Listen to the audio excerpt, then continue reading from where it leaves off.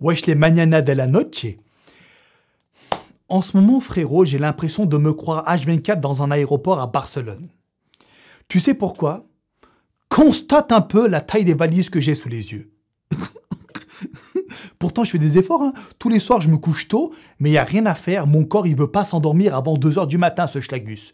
Du coup, les matins, quand je me réveille et que j'analyse ma gueule dans la glace, je me dis, putain, Fkan, c'est quoi ça? On dirait un ahuri, bordel, vu ta dégaine. J'essaie de trouver des subterfuges, tu sais, pour camoufler le bordel, mais il n'y a rien à faire. Vu la taille du truc, on dirait un tank, sa mère. Du coup, je suis obligé de trimballer des cernes de panda. J'en parle parce que, tu vois, on m'a souvent fait la remarque dans la vidéo, donc mec, je préfère te le dire, je fais pas exprès. Les cernes, ils sont là tout seuls, ça veut pas partir, tu vois. Oui, je sais, on s'en bat les couilles de ça, Jean-Célestin. Je sais, oui, je sais. Mon pote, tu sais pourquoi aujourd'hui on est sur YouTube? C'est parce qu'on doit parler d'un sujet super important. Et c'est la confiance en soi. Comment faire pour gagner de la confiance avec soi-même? À mon plus grand regret, je me permets de t'émettre une critique qui va légèrement te titiller le trou de balle. Parfois, ton attitude te déshonore, cher abonné, tu sais ça. Quand tu m'envoies des messages et que tu t'insultes de déchets à longueur de journée parce que tu n'arrives pas à faire un truc, pour moi, ça, c'est une façon de se complaire dans sa médiocrité. Tu t'auto-satisfais en t'insultant de déchets pour rester en fait à ton niveau, pour ne pas passer à l'étape supérieure dans ta vie, pour ne pas évoluer dans ta vie. Et ça, c'est mauvais. Parce que, potentiellement parlant, tu n'es pas un déchet. C'est juste toi qui veux l'être. En, justement, t'inventant des chimères, en ayant une attitude si chimérique, tu te dis que, putain, en fait, je suis une merde, donc je ferai jamais rien de ta vie, je ferai jamais rien de ma vie, tu vois. C'est ce que tu dis. Et ça, c'est faux. Je te mets un stop de colonel, mec. Tu ne passeras pas. Tu ne dois pas être comme ça. Tu ne dois pas être comme ça, mais t'inquiète pas. Le colonel de la SECPA Army, aka Monsieur Kurnaz, il est là pour t'aiguiller un petit peu dans ta vie. Tu sais, j'étais comme toi autrefois. Il y a 10 ans, mec, moi aussi, je n'avais pas confiance en moi-même. J'avais peur de lever la main à l'école. Tu sais, quand je connaissais la réponse à une question, j'avais peur de lever la main parce que j'avais pas confiance avec moi-même. J'avais peur de parler aux filles. Je me disais, je suis indigne d'elles. Je suis pas assez beau pour elles. J'avais peur de me montrer. Tu vois, j'étais toujours dans mon coin, j'étais introverti, tout ça, parce que je manquais terriblement de confiance en moi-même. On me disait, ferme ta gueule, je me retrouvais au piquet en PLS en train de chialer. Tu vois, mais aujourd'hui, les choses ont changé. Aujourd'hui, mon pote, je vais pas te le cacher, je suis un balécouilleur pro, ça déjà tu le sais. On a déjà fait la vidéo sur balécouillisme qui est juste là, si jamais tu ne l'aurais pas vu. Mais j'ai également une confiance en moi-même assez suprême. Attention, ça ne veut pas dire que je suis égocentrique, que je me crois tout permis, que je me crois invincible. Non, je sais juste que je me trouve dans un champ d'action donné, dans un espace-temps donné, et je sais de quoi je suis capable lorsque mon but se trouve dans cet espace-temps donné que j'ai délimité moi-même. Tu comprends? Oui, je sais, ça devient un petit peu compliqué. Oui, je sais, mon ami. Va te faire un petit thé, tu verras, ça te fera du bien.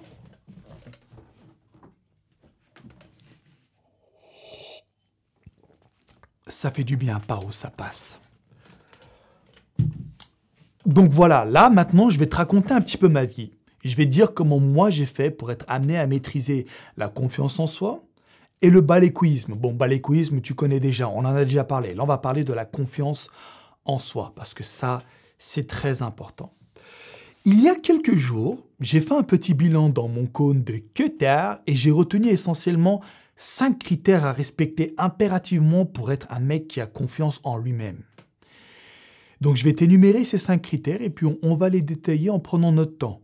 D'accord? N'allons pas trop vite quand même parce que c'est un sujet très délicat. Il faut que tout soit bien compris par tout le monde. Premier critère, mec, que tu dois impérativement respecter, c'est le physique. Bon, on en a parlé et reparlé et encore reparlé, mais je me répète. Gros, nous sommes en 2016. C'est triste à dire, mais en 2016, mon pote, le physique, c'est trop important. Tu peux pas le nier. Il suffit juste que tu allumes ta télé. Regarde un clip américain, regarde la télé-réalité, Regarde les présentateurs TV et tout ça. Regarde les films. T'as que des bombes atomiques ou des bombes à hydrogène. T'as pas de mecs qui sont moches ou t'as pas de meufs qui sont moches, tu vois. Il y a que des gens soit normaux, soit super beaux gosses ou belles gosses. Donc du coup, on est un petit peu obligé de s'adapter aux mœurs actuelles afin de s'intégrer dans la société. Sauf que toi, t'en es conscient. Et tu vas te servir de cela à bon escient. Plus tard, mais je t'en parlerai plus tard dans la vidéo, ok? Donc gros, maintenant, ce que je te demande de faire, c'est juste de changer ton physique. Essaie de te muscler, putain. J'ai une autre chaîne YouTube où je parle justement de ça. Accessible juste ici. Je pense que tu sais déjà, mais voilà, je mets le lien au cas où, tu vois, on ne sait jamais. Un abonné supplémentaire, ça compte. Voilà, je mets le lien là, Tira constate. Donc, dans cette chaîne, je donne des conseils pour se muscler et tout. Donc, premier critère, gros, c'est le physique. Il faut que tu muscles ton physique. On va se mettre maintenant en condition. D'accord? Tu as sûrement déjà entendu parler de l'expression suivante. On ne juge pas un livre à sa couverture. C'est vrai. Mais ce qui est ironique dans cette histoire, c'est que les gens qui prononcent cette phrase font l'inverse. Ce sont les personnes qui jugent la plupart du temps sur la couverture et non l'intérieur d'une personne, tu vois. Le contenu d'un livre, si on devait rester sous forme métaphorique. Imaginons maintenant que tu sois un queutard d'une œuvre de I avérée et que tu ailles te promener dans les rues de Lyon, à Bellecour par exemple. Et là, tu tombes sur une meuf magnifique, tu la regardes juste d'un seul œil, elle te fait bander à vie. Tu te dis, putain, cette fille est magnifique. Et après, toi, tu te regardes et tu te dis, regarde-moi ça, regarde-moi ce bite de gros lard, regarde-moi ce bras, il n'y a rien du tout, je suis indigne d'elle. Je ne vais pas la regarder, je vais me prendre un putain de stop d'astronaute, je vais chialer toutes les larmes de mon corps, je reste à ma place. Et hop, tu la laisses filer. En soi, tu as peut-être fait une erreur là, parce que peut-être que cette fille ne juge pas seulement au physique.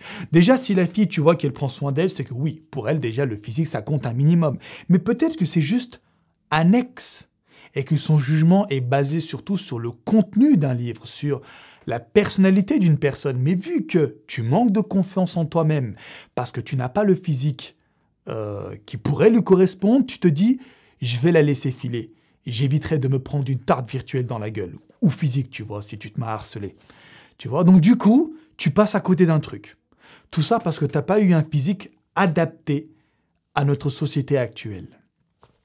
Bon, je fais juste une petite parenthèse là-dessus. Mec, vas-y, commence pas à te muscler pour plaire aux femmes. Oh non, là, tu me ferais chier, franchement, si tu faisais ça. Déjà, fais-le pour toi-même, ce qui va te permettre de gagner de la confiance avec toi-même, donc.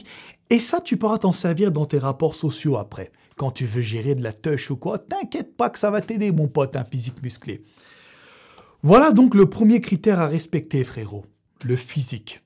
Muscle ton physique. Deviens quelqu'un de balèze, viril, qui incarne la virilité. T'es un homme, d'accord? Imagine, regarde, imagine, t'as un physique balèze, déjà, théoriquement, t'auras pas peur d'aller parler aux meufs qui sont bonnes.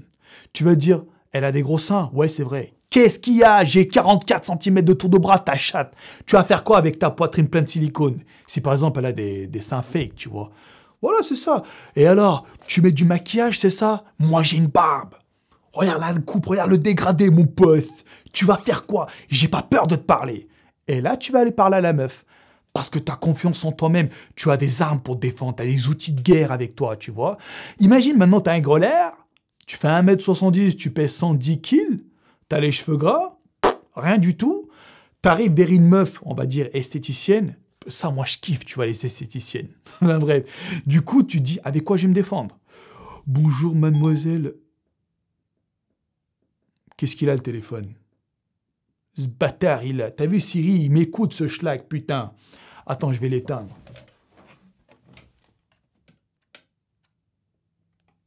Allez, je le mets en mode lune, comme ça, on est tranquille. Du coup, je disais, ouais, si tu vas arriver vers une femme qui est super belle, alors que toi, physiquement, t'es dégueulasse, tu n'auras aucun outil pour te défendre, pour la captiver, tu comprends? Voilà. Je finis juste rapidement sur le physique en disant un dernier truc.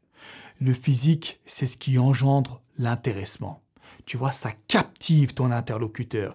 Quand tu passes dans la rue et que tu as un physique musclé, par exemple, tu sais, quand tu es bien présentable, la fille va se dire « Oh, tiens, pas mal ce mec. pas mal, tu vois. Là, elle va s'intéresser à toi. Mais si, par exemple, t'es l'homme le plus gentil au monde, le plus aimable au monde, ce que tu veux, mais que ton physique ne brille pas, tu vas passer inaperçu. Et ça serait fort dommage. Voilà pour le premier critère à respecter, mon ami, le physique. Deuxième facteur très important, la prosodie. Alors, qu'est-ce que la prosodie? La prosodie, mec, c'est l'habilité à parler avec beaucoup d'aisance. C'est ça, on va dire, c'est l'élocution. Quand tu parles, quelqu'un qui a une bonne prosodie, c'est quelqu'un qui sait s'exprimer, qui arrive à bien parler au point de captiver les gens qui l'écoutent, ses interlocuteurs ou interlocutrices. Tu comprends? Tu sais, avant, moi, je parlais pas comme ça, mon pote. Hein. Tu sais que j'ai travaillé la prosodie. Quand j'habitais à Lyon, il y a quelques années, j'ai fait 1 an de théâtre au Conservatoire de Lyon. Et là-bas, on nous donnait des exercices justement pour apprendre à parler. Par exemple, à marquer des temps de pause entre chaque phrase, à monter quand tu parles, c'est dans le ton, et à baisser le débit en fonction de ce que tu veux dire. Tout ça, en fait, ce sont des entraînements. Et après, moi, quand j'entrais chez moi, en fait, je récitais un texte, tu vois, comme si je faisais un discours, je l'enregistrais, et après, je mettais le casque et je m'entendais parler. Et je me posais une question, est-ce que ce fils de lâche donne envie de l'écouter? Et ouais, c'est ça, mon pote. Dès que j'avais envie de m'écouter, c'est que, voilà, je commençais à être captivant. C'est comme ça, en fait, tu vois. On va faire un petit test.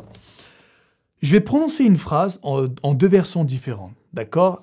Première version avec une bonne prosodie, enfin du moins ce que j'estime comme étant une bonne prosodie, et une version plat, ok? Imaginons maintenant que tu sois un queutard du 9 de I avéré. Voilà, ça c'est ma prosodie à la kurnasienne. Maintenant, on va comparer ce que je viens de dire avec un ton tout à fait plat. Imaginons que tu sois un queutard du 9 de I totalement avéré. Voilà, tu vois, ça a moins de peps quand même. C'est le mec, t'as envie de lui dire, vas-y, mais ferme ta gueule. Si t'as pas envie de parler, parle pas. Surtout que la prosodie intervient aussi sur un autre facteur encore, l'expression faciale. Tu vois, quand tu parles, quand tu dis une phrase, et que la gestuelle est accompagnée comme ça, je te jure, mon pote, que ça, c'est une arme putain de fatale avec les meufs. J'en ai endormi, moi, des kikous avec ma prosodie. Hein. Je peux te le garantir, mec. Hein. Et d'ailleurs, les mecs qui font de l'acting, tout ça, mon pote, si tu savais les entraînements de ouf qu'ils font lorsqu'ils parlent comme ça, tu sais, avec justement, ils s'entraînent la prosodie et tout. Donc voilà, ce que je vais te demander de faire maintenant, frérot, c'est d'entraîner ta prosodie. Il faut que tu arrives à parler, tu vois, avec captivation. Il faut que tu arrives à être intéressant juste avec ta parole. Si tu maîtrises déjà ton physique et si tu sais t'exprimer, en plus si tu as une bonne culture générale, mamma mia, poussez-vous de devant. Tu arrives avec un tank, tu vas rouler sur tout le monde, frérot. Donc voilà, déjà ces 2 armes-là, tu es un homme dangereux. 3e critère à respecter, l'apparence. Par l'apparence, oui, je parle aussi du physique, ça va de soi, mais ce qu'il y a autour du physique, l'odeur corporelle, l'hygiène buccale, la pureté de la peau, l'habillage, etc., etc. Il faut que tu soignes tout cela, quitte à passer pour une pute. Tu vois, moi, dans ma vidéo spéciale Beard Game, mais j'ai pas peur de m'afficher avec mes crèmes Victoria's Secret. Qu'est-ce qu'il y a à ta chatte? Tu vois, je m'en balèque, tu vois. Il y en a qui me traitent de, ouais, fragile, homosexuel, ce que tu veux et tout. Je m'en bats les couilles. Mec, moi, ma peau, elle sèche. J'ai envie de mettre une crème hydratante et que ma peau soit toute douce après. Qu'est-ce qu'il y a? On s'en bat les couilles, tu vois. Je le fais pour moi.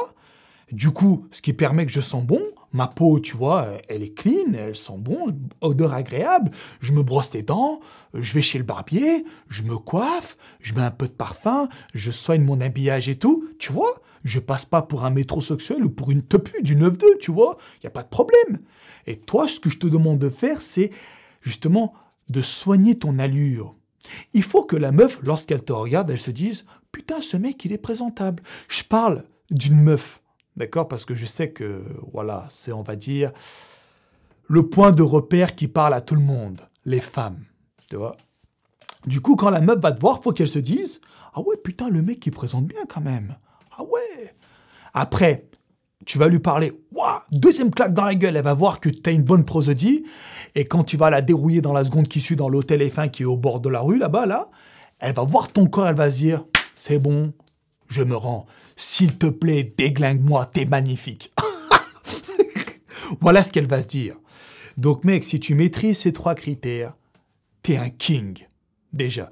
Là, je vais donner aussi une technique supplémentaire pour l'allure. Inutile d'aller se ruiner à acheter des vêtements Hugo Boss mes couilles qui coûtent la peau du cul. Tu sais, tu fais quoi? Tu sais, moi, je faisais quoi à l'époque?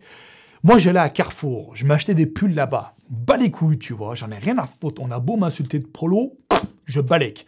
Je prenais mes pulls Carrefour, j'allais voir une femme blédarde là vers chez moi, une couturière. Je lui donnais mes vêtements qui étaient un peu trop larges et je disais, tiens, prends-moi 2 cm ici, prends-moi 4 cm là, fais-moi ci, fais-moi ça. Du coup, elle reprenait et devine quoi? C'était du sur-mesure. Le vêtement, il me taillait comme un king. Il m'allait super bien à sa mère. Et devine quoi? Ça me coûtait même pas un rond. Ça me coûtait 2 fois rien. Le mec qui va s'acheter un polo Lacoste à 90 €, moi je m'achète un pull 20 €, je le fais reprendre 5 €, 25 €. Qu'est-ce qu'il y a, mon pote? Vas-y, je t'attends en 1-1 sur le quai numéro 12 à Gare du Nord. Ramène-moi ton polo Lacoste. Moi, tu vas faire quoi contre mon pull Carrefour? Voilà, tu vois, des petites combines comme ça passe bien. Ça soigne l'allure. Tu comprends? Donc, si tu maîtrises ces 3 critères, tu es un king. Maintenant, si tu maîtrises le 4e critère que je vais te donner, tu vas passer du stade king au stade lord. C'est quoi le 4e critère? Avoir un but dans sa vie. Tu te forges un but dans ta vie, mec, et tu te bats de toutes tes forces pour y arriver. Quel que soit ton but, ça peut être juste physique, ça peut être professionnel, ça peut être spirituel, ça peut être l'homéostasie, tout ce que tu veux. On va prendre le cas d'un mec qui fait de la photo, d'accord? Un jour, un bonhomme se réveille de son lit et il se dit « Putain, j'en ai rien à foutre, je vais être un photographe pro ». Il achète un appareil photo, il va prendre des photos, tu vois.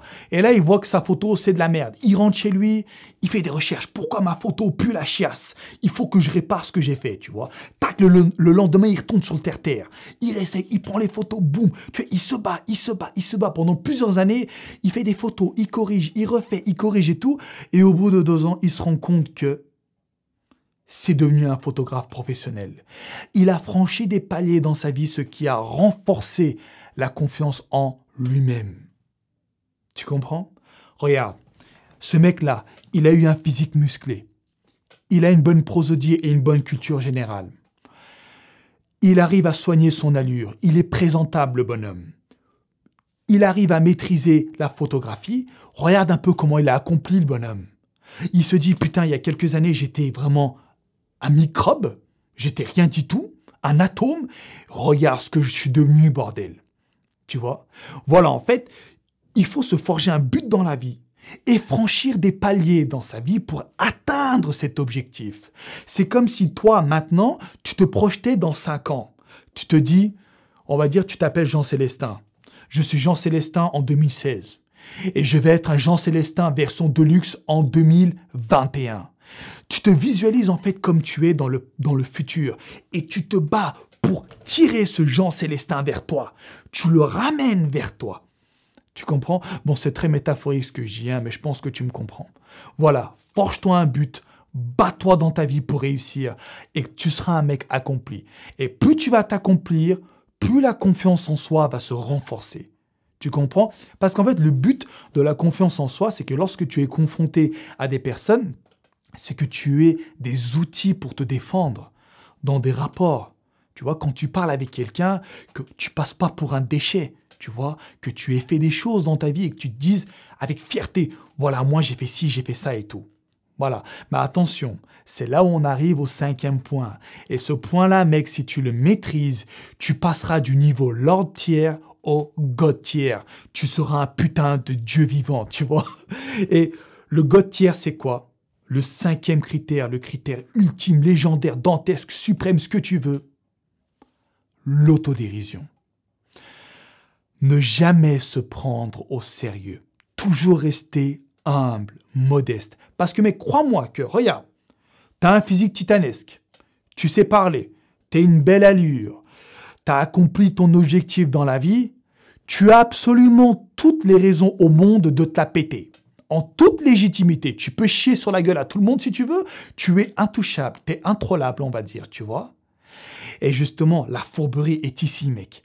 Tu restes humble, modeste, second degré. Fais de l'autodérision. Il n'y a rien de plus charmant. Quand t'as un mec accompli, mais que tu sais te remettre en question, que tu te dis, putain, mais je suis un mongol, regarde-moi ça, je sais même pas aligner deux mots correctement, c'est charmant.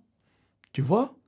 Maintenant, imaginons donc tu es confronté à une femme super magnifique, tu as tous ces points-là, la meuf, elle voit tout, elle voit qui t'es. Et en plus de ça, elle se rend compte que malgré toutes tes qualités, tu sais faire de l'autodérision, tu sais te foutre de ta propre gueule, elle va être morte de rire. Mais tu vas la séduire en 2 secondes. C'est même plus à l'hôtel F1 que tu vas aller, mais tu vas aller dans l'hôtel Hillary Clinton, là. Non, pas Hillary Clinton. Comment elle s'appelle, la blonde, là?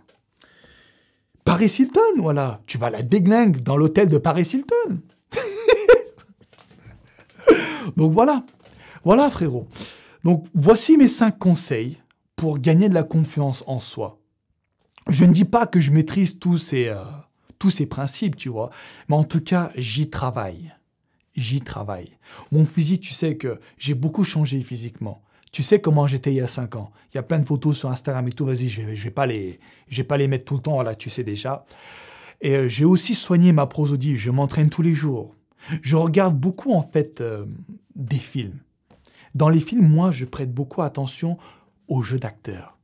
Quand tu vois, il y a une discussion entre 2 protagonistes. Comment ils se parlent? Les échanges, tu vois? Quand le mec, il fait des expressions faciales, quand il fait des gestes et tout, quand il parle. Ça, mec, ça joue beaucoup, hein?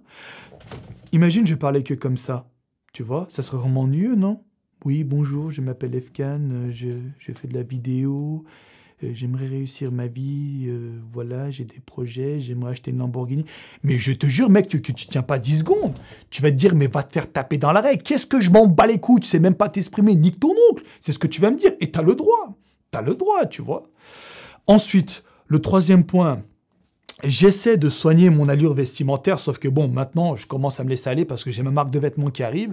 Je mets des ronds là-dedans, donc ça me ferait chier de commencer à acheter des vêtements ailleurs, vu que je paye déjà ma propre marque.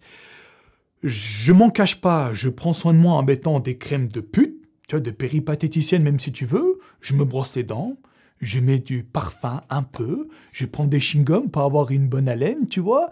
Je vais chez le barbier 1 fois par mois. Voilà, tu vois, je m'entretiens comme je peux, frérot.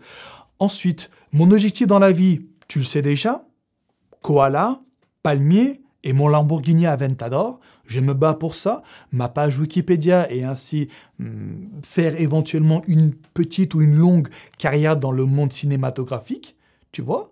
Et 5e point, ben, je me prends jamais au sérieux. T'as bien vu, jamais de ma vie, je me suis dit, je suis le meilleur, je vous chie tout ça à la gueule, allez vous faire ken. Je suis pas comme ça, moi. Je suis pas comme ça, tu vois. Moi, j'aime beaucoup délirer. C'est pour ça que dans Dragon Ball Z ou Dragon Ball Super, mon personnage préféré, tu sais, c'est qui? Sangoku. Le mec, c'est le meilleur, miskin, il est même pas au courant. Tu sais, c'est un abruti fini, tu vois, ce bonhomme. Et je le trouve très attachant. Et lui, c'est un peu mon mentor, tu vois, je m'en cache pas, je m'inspire beaucoup de Sangoku. Je l'aime beaucoup pour justement, c'est très caractériel. Voilà. Et ce que je te demande, frérot, donc, c'est ça. Travaille ces 5 points. Et puis, crois-moi que tu vas gagner beaucoup de confiance en toi-même. Maintenant, j'aimerais finir juste avec un dernier point. Je sais qu'il y a des gens qui vont me dire, mais attends, Efkan, c'est pas toi le balécouilleur par excellence? Le balécouilleur suprême, c'est pas toi? Oui, c'est moi, c'est vrai. On a fait une vidéo sur balécouillisme où justement, je t'enseignais l'art de s'en battre les couilles de la vie des gens. Mais attention, il ne faut pas mélanger les espaces-temps, mec. Le balécouillisme, tu l'adoptes, uniquement envers les critiques négatives à ton égard. Les critiques négatives non constructives. Imaginons maintenant que voilà, tu veuilles faire photographe professionnel dans ta vie ou que tu souhaites devenir bodybuilder ou cycliste professionnel ou champion de boxe thaïlandaise. Et là, tu as des mecs qui vont arriver, ils vont dire « Ouais, t'es une merde, t'y arriveras pas, c'est pas pour toi, machin. » C'est là que tu dois appliquer le balécouillisme. Mais si un de tes amis vient vers toi, te dit « Ouais, ne fais pas ça, mais fais plutôt comme ci, comme ça et tout », là, tu ne dois pas t'en battre les couilles de son avis. Parce que d'une, c'est ton ami, il te veut du bien, et d'autre part, c'est constructif ce qu'il te dit. Tu comprends? Et là, en l'occurrence, lorsqu'il s'agit d'échanger des rapports avec d'autres personnes, on ne peut pas passer outre les mœurs actuelles, les codes de conduite actuels. Sauf si, bien entendu, t'es un ermite et que tu vis dans une grotte et que tu parles à personne. Oui, là, tu t'en bats les couilles de l'allure, la prosodie, le physique, tout ça. Parce que voilà, t'es dans ton coin, tu calcules personne. Mais quand t'es dans la rue et que t'es censé échanger avec des gens, quand voilà, tu veux serrer une meuf ou quoi, le balécouisme a ses limites. En fait, il suffit juste de l'appliquer dans un cercle prédéfini. Question d'espace-temps, comme j'ai dit tout à l'heure, tu vois. Voilà, je précise, hein, une nouvelle fois pour ne pas que vous mélangiez tout. Parce que si t'arrives vers une meuf et qu'elle te dit « Excuse-moi, peux-tu me dire pourquoi tu pues légèrement la merde ?» Si tu commences à lui dire « Ouais, parce qu'Afkan m'a dit de m'en battre les couilles de la vie des autres », là, tu te tires même pas une balle dans le pied. Là, tu sors carrément le C4 que tu colles et que tu fais « Now, keep you waiting, huh? » Tu fais exploser ta jambe, tu vois? Voilà, hein, je précise pour ne pas que tu mélanges tout. Bon, c'est assez évident, tu vois, comme concept, mais bon, je préfère quand même le rappeler, ça ne fait pas de mal. Voilà, frérot, moi j'en ai fini là, ok? Je te laisse. N'hésite pas à me dire dans les commentaires ce que tu as pensé de ce que je t'ai dit, tu vois. Si tu penses que c'est pertinent, si tu penses que j'ai oublié des trucs ou pas, en tout cas, sache que moi, ce sont ces 5 points-là que j'ai travaillé à fond. Et c'est ces 5 points-là qui ont fait de moi quelqu'un qui a confiance en lui-même. Voilà, mon ami. Allez, je te laisse là, je te dis bye bye et à la prochaine!